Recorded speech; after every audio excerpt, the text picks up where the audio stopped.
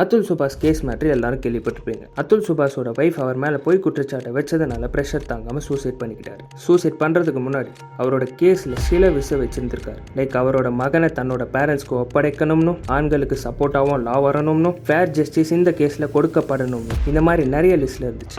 இன்னைக்கு இருக்கிற லா நிறைய விமன்ஸ்க்கு சப்போர்ட்டாக இருந்தாலும் சில பேர் இதை ஈஸியாக மிஸ்யூஸ் பண்ணிடுறாங்க. இதுக்கெல்லாம் என்னதான் சொல்யூஷன் பார்த்தீங்கன்னா, ஆர்டிகல் 14 படி both men and women are ஈக்குவல்னு எப்பயோ சொல்லிட்டாங்க. IPC section 193 and IPC section 211 and new criminal act BNS செக்ஷன் 248 படி ஃபால்ஸ் எவிடன்ஸ் கொடுத்தா கடுமையான பனிஷ்மெண்ட் இருக்கு. இப்போ இந்த லா படி தான் மரத்தஹாலி போலீஸ் அதுல் சுபாஷோடைய வைஃப் ஆகிய நிகிதா சிங்கானியா, அவர்களுடைய தாய் நிஷா சிங்கானியா மற்றும் அவர்களுடைய அண்ணன் ஆகிய அனுராஜ் சிங்கானியாவை அரெஸ்ட் பண்ணியிருக்காங்க.